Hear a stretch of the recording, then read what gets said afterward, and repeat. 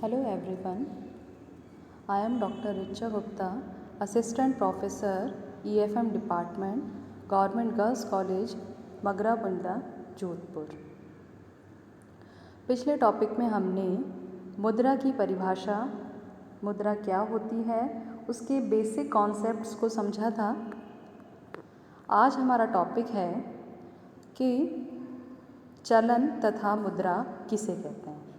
यदि हम सामान्य अर्थ में देखें तो मुद्रा तथा चलन, मनी एंड करेंसी, दोनों को ही समान माना जाता है। लेकिन अर्थशास्त्र की दृष्टि से या अर्थशास्त्र में यदि हम गहराई में जाएं तो मुद्रा और चलन में अंतर होता है। चलन के अंतर्गत या करेंसी जो है वो एक नैरो कॉन्सेप्ट है, एक संकुचित अवधारणा है। उसके अंतर्गत, करेंसी के अंतर्गत केवल सिक्के तथा पत्र मुद्रा को शामिल किया जाता है। मतलब करेंसी इज़ नैरो ओनली, इसमें includes coins and paper notes.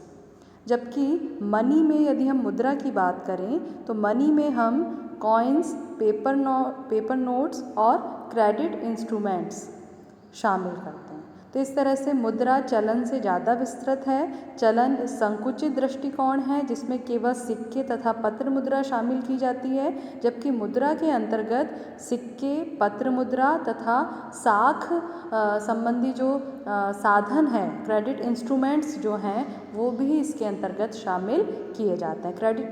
Credit instruments मतलब जैसे प्रोमाइजरी नोट हुआ, बिल्स ऑफ एक्सचेंज हुआ, या एक तरह से आप कह सकते हो साख पत्र या क्रेडिट इंस्ट्रूमेंट्स वो हैं जो कि एक तरह से क्रेडिट ट्रांजैक्शन किए जाने पर क्रिएट होते हैं। ठीक है, तो इस तरह से करेंसी नैरो कॉन्सेप्ट है और मनी करेंसी से ज़्यादा ब्रॉड कॉन्सेप्ट है। इसके बाद आता है इवोल्यूशन ऑफ मनी। मुद्रा का कैसे कैसे रूप परिवर्तन होता गया, मुद्रा कैसे उत्पन्न हुई और उसके रूप कैसे कैसे बदलते गए, वो इवोल्यूशन ऑफ मनी के अंतर्गत हम पढ़ेंगे। सबसे पहले जैसा हम जानते हैं, पहले कॉमोडिटी मनी वस्तु मुद्रा प्रचलित थी। ठीक है, वस्तु मुद्रा का कार्य जो है वो वस्तु करती थी। ठीक है, इसके बाद धीरे धीरे जैसे जैसे मानव सभ्यता का विकास हुआ, हम मेटेलिक मनी, धातु मुद्रा की ओर अग्रसर हुए। मतलब विभिन्न प्रकार की धातु जैसे सोने, चांदी, इस प्रकार विभिन्न प्रकार की धातुओं से मुद्रा बनाई गई और उसको मुद्रा के रूप में कार्य में लिया गया। इसके बाद आता है पेपर मनी, पत्र मुद्रा, जो कि हम आज देखते हैं कि पत्र मुद्रा का आविष्कार हुआ जिसके माध्यम से हमें विनिमय का कार्य करना या कोई भी मनी से रिलेटेड जो भी फंक्शंस हैं या जो भी हम मनी को जिस काम में भी लेते हैं वो करना पेपर करेंसी के बाद से हमें ईज़िली या काफ़ी इजी हो गया।